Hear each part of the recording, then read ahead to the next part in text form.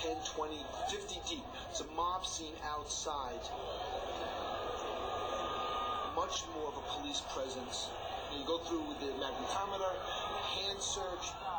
This had another level of intensity to it. I remember seeing guys holding automatic weapons, and I remember thinking to myself, this is now my America. Walking into the locker room and seeing a bomb dog go through your locker. These were reminders of what was going on around us. Another reason for the heightened security was the appearance of a guest from Washington.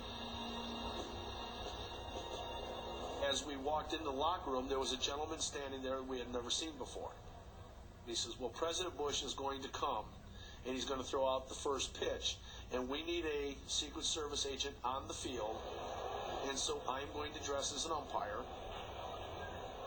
He had communications, he had guns, he had things hooked on the back, he had things hooked on the front. And I said, how are you going to hide all that stuff? He says, don't worry, he says, it'll disappear. All of a sudden, there was a knock at the door, and President Bush walked into our room. Thank you.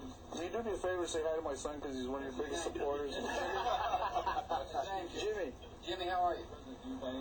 Well, when you're president, all you have to do is say you're showing up, and they kind of ask you to throw out the first pitch, no matter what time of year it is. This is my first World Series.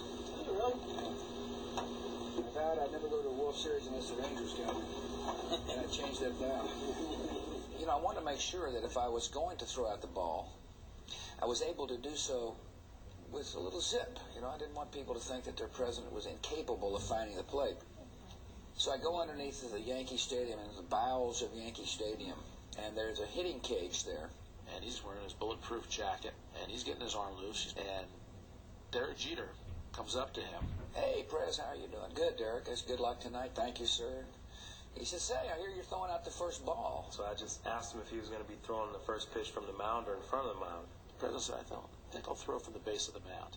Jeter said, I wouldn't do that if I were you, Mr. President. And I told him, you better throw it from the mound, otherwise you're going to get booed. I said, this is Yankee Stadium. So, okay, I'll throw from the mound.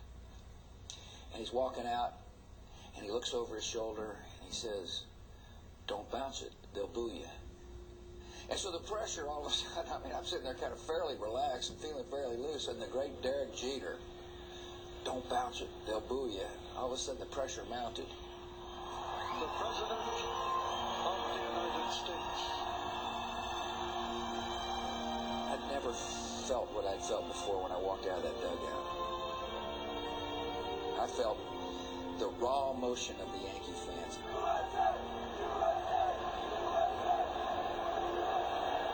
The crowd just erupts in a chant of USA. There is nothing like it that I've ever experienced at a ball game. It was overwhelming. It was just overwhelming. President Bush is standing out there like a brick wall. I'm not afraid of terrorists. I'm going to stand all out here. I'm going to give you a thumbs up, and I'm going to throw a strike. I did vote for him, but at that point, my personal feelings about him as a politician was gone. I watched him, and he was my representative, and I had never felt that way before. Very nice throw, Mr. President. Great stuff, great stuff. At that moment, everybody there was there for baseball and to show the world that in spite of what can happen to us, we'll pull ourselves together, and what is our life and our way of life will continue. United we stand. We stand together in the face of this threat. We will play baseball in the midst of the beginnings of this war. No matter what the threat may be to us, the United States of America will stand strong and will never be intimidated.